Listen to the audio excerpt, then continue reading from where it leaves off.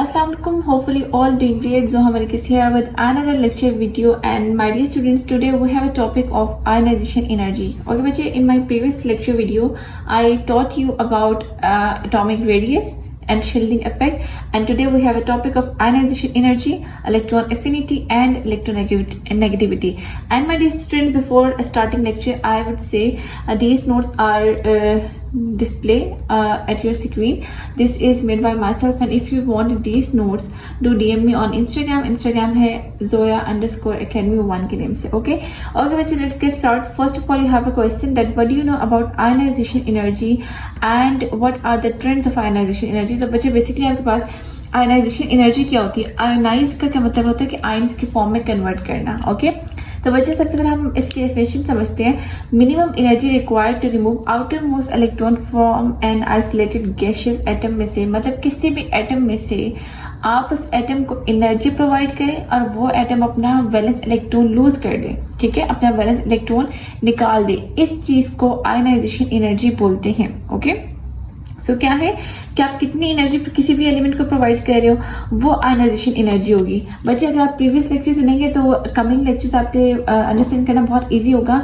So I would truly recommend कि आप ionization energy के टॉपिक से पहले शील्डिंग इफेक्ट और एटॉमिक रेडियस को भी एक दफा सुन लें. उससे ये होगा कि आपको आपकी अंडरस्टैंडिंग अच्छी हो जाएगी. ठीक है, और वही आयनाइजेशन एनर्जी में मैं आपको बताऊं तो आयनाइजेशन एनर्जी के ट्रेंड अगर हम फॉलो करें तो ट्रेंड आपके पास ये होते हैं that from top to bottom in a group ionisation energy decrease होती है. ठीक है, आयनाइजेशन एनर्जी अब डिक्रीज कैसे होगी बच्चे, जैसे अब top to bottom in a group move करते हैं. ठीक है, तो आपने देखा था कि एटॉमिक रेडियस क्या हो रहा होता है, इंक्रीज हो रहा होता है. ठीक है, मैंने आपको बताया था कि top to bottom in a group atomic radius increase होता है.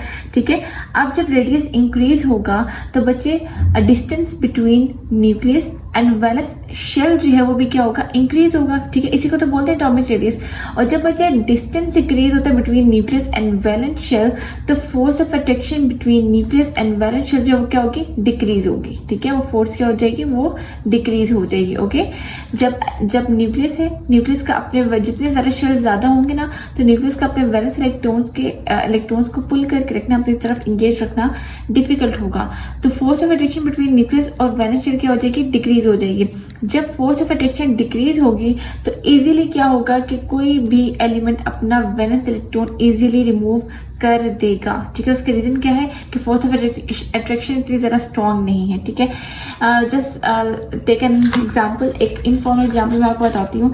फॉर एग्जांपल अगर आपके फैमिली के अंदर गेट टुगेदर हो, ठीक है, तो उस कंडीशन में बच्चों का घर से बाहर जाना इजी हो जाता है. ठीक है, बिकॉज फोर्स ऑफ अट्रैक्शन इस न्यूक्लियस को समझ लें पेरेंट्स हैं और बैलेंस शेल आप बच्चे को समझ लें, तो इस बच्चे के लिए घर से जाना इजी होगा क्योंकि फोर्स ऑफ अट्रैक्शन स्ट्रॉन्ग नहीं होगी तो पेरेंट्स इतना प्रॉपरली लुक आफ्टर नहीं कर सकेंगे. ठीक है, ये आप ऐसा कॉन्सेप्ट अपने माइंड में रख सकते हैं. ओके, तो जब क्या होगा, जब ज्यादा शेल्स होंगे और इसके अंदर इलेक्ट्रॉन भी ऑब्वियसली ज्यादा होंगे, तो तब ये कॉन्सेप्ट आपने लगाना है. ठीक है, ओके, तो हम जब top to bottom in a group move करते हैं तो शेल इंक्रीज होते हैं. जब शेल इंक्रीज होगा तो distance between nucleus and valence shell increase हो रहा है, जिसकी वजह से force of attraction between nucleus and valence shell decrease होगी. तो जब फोर्स ही इतनी ज्यादा स्ट्रॉन्ग नहीं होगी तो वैलेंस इलेक्ट्रॉन का शेल में से रिमूव करना इजी होगा. तो फिर क्या होगा, हमें कम अमाउंट ऑफ एनर्जी चाहिए होगी वैलेंस इलेक्ट्रॉन को रिमूव करने के लिए. ठीक है, so that's why ionisation energy decreases in a group. Hopefully आपको पॉइंट समझ आ गया होगा. रीजंस यहाँ पे मेंशन है. ठीक है, उसके बाद लेफ्ट टू राइट देखा जाए बच्चे, तो left to right ionisation energy increase होती है. ठीक है, अब उसका कॉन्सेप्ट क्या बच्चे, जब लेफ्ट टू राइट आप मूव करते हैं तो आपने देखा था कि साइज जो है वो क्या हो रहा था, डिक्रीज हो रहा था. ठीक है, डिक्रीज बच्चे इसीलिए हो रहा होता है, उसके अंदर बेसिकली बच्चे शेल, फॉर एग्जांपल अगर मैं सेकंड पीरियड की बात करूं तो सेकंड पीरियड में सबके पास 2 शेल्स हैं. ठीक है, अब बच्चे शेल्स तो सेम है लेकिन इस पे इलेक्ट्रॉन इंक्रीज हो रहे हैं. ठीक है, जब आप लेफ्ट टू राइट मूव करते हैं पीरियोडिक टेबल में तो इलेक्ट्रॉन इंक्रीज होते हैं. बच्चे जब इलेक्ट्रॉन इंक्रीज होंगे तो force of attraction between nucleus and valence shell increase होगी, जिसकी वजह से साइज जो था वो क्या हो रहा था, डिक्रीज हो रहा था. ठीक है, और बच्चे जब साइज डिक्रीज होगा तो फिर फोर्स ऑफ अट्रैक्शन स्ट्रॉन्ग होगी, जिसकी वजह से वैलेंस इलेक्ट्रॉन को रिमूव करवाना डिफिकल्ट होगा.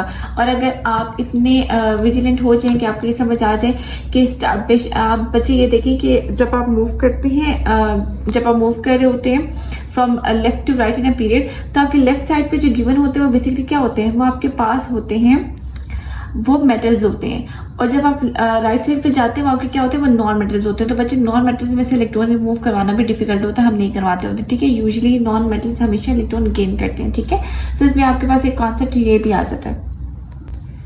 ओके बच्चे, आपका नेक्स्ट टॉपिक है इलेक्ट्रॉन एफिनिटी, ठीक है बच्चे। Electron affinity is just opposite to ionisation energy, ठीक है। आयनाइजेशन एनर्जी क्या थी बेसिकली, कितनी आप एनर्जी प्रोवाइड कर रहे हैं, ठीक है, और इलेक्ट्रॉन को रिमूव करवा रहे हैं। अब क्या बच्चे, इसके ऑपोजिट क्या होगा कि कितनी एनर्जी रिलीज हो रही है जब हम इलेक्ट्रॉन ऐड कर रहे हैं, ठीक है। इलेक्ट्रॉन को रिमूव करवाने के लिए हमें एनर्जी प्रोवाइड करनी होती है, ऑलराइट। और बच्चे हम जब इलेक्ट्रॉन ऐड करते हैं तो एनर्जी रिलीज होती है, ठीक है। तो हम अब क्या कह रहे हैं, हम ऐड कर रहे हैं इलेक्ट्रॉन को, तो एनर्जी क्या होगी बच्चे आपके पास, एनर्जी रिलीज होगी, ठीक है। अब बच्चे कितनी अमाउंट ऑफ एनर्जी जो है वो रिलीज हो रही है, ठीक है, ये रिलीज है आपके पास। सो कितनी अमाउंट ऑफ एनर्जी जो आपके पास रिलीज हो रही है, this is basically electron affinity, ठीक है। सो आप इसमें ट्रेंड्स हम देखते हैं बच्चे, जब top to bottom in a group आप मूव करोगे तो इलेक्ट्रॉन एफिनिटी जो है वो डिक्रीज होगी, मतलब बहुत कम अमाउंट ऑफ एनर्जी जो है वो रिलीज होगी। इसका रीजन क्या बच्चे, सेम रीजंस वही हैं, दैट्स व्हाई मैंने आपको बोला कि आप सीक्वेंस वाइज लेक्चर को फॉलो करें। आप पहले एटॉमिक रेडियस समझें, देन फिर shielding effect, then ionisation energy, उसके बाद फिर आप इस टॉपिक पे आए। सो ये फिर आपको एक कंटिन्यूटी आपकी मेंटेन होगी, ठीक है। और बच्चे आपके पास आयनाइजेशन इलेक्ट्रॉन एफिनिटी का मैंने बताया कि टॉप टू बॉटम डिक्रीज इसलिए होती है क्योंकि बच्चे शेल्स इंक्रीज हो जाते हैं, ठीक है। जब शेल्स इंक्रीज होते हैं तो साइज इंक्रीज होता है, और बच्चे जब साइज इंक्रीज होगा तो जब हम कोई इलेक्ट्रॉन ऐड अप करेंगे तो इतनी ज्यादा एनर्जी रिलीज नहीं होगी, क्योंकि force of attraction between nucleus and valence electron और इनकमिंग इलेक्ट्रॉन इतनी स्ट्रॉन्ग नहीं है। सो दैट्स व्हाई आपके पास क्या ज्यादा अमाउंट ऑफ एनर्जी रिलीज नहीं होती। But as you move from left to right in a period अगर हम देखेंगे तो फिर इलेक्ट्रॉन एफिनिटी इंक्रीज होती है। और बच्चे इंक्रीज क्यों होती है, क्योंकि आपके पास maximum amount of energy release होती है। आप स्टार्टिंग में वही बात है, मेटल्स होते हैं बच्चे, मेटल्स से वैसे इलेक्ट्रॉन ऐड अप होने नहीं देते, metals usually tend to lose electrons, ठीक है। तो नॉन मेटल्स बेसिकली क्या करते हैं, गेन ऑफ इलेक्ट्रॉन करते हैं। सो इस तरह करके आपके पास इलेक्ट्रॉन एफिनिटी के अंदर क्या होगा कि गेन ऑफ इलेक्ट्रॉन जो है वो आपने जहाँ पे होगा तो वहाँ पे इलेक्ट्रॉन एफिनिटी जो है वो इंक्रीज होगी, ठीक है। तो नॉन मेटल्स में बेसिकली इलेक्ट्रॉन एफिनिटी ज्यादा होती है, ठीक है।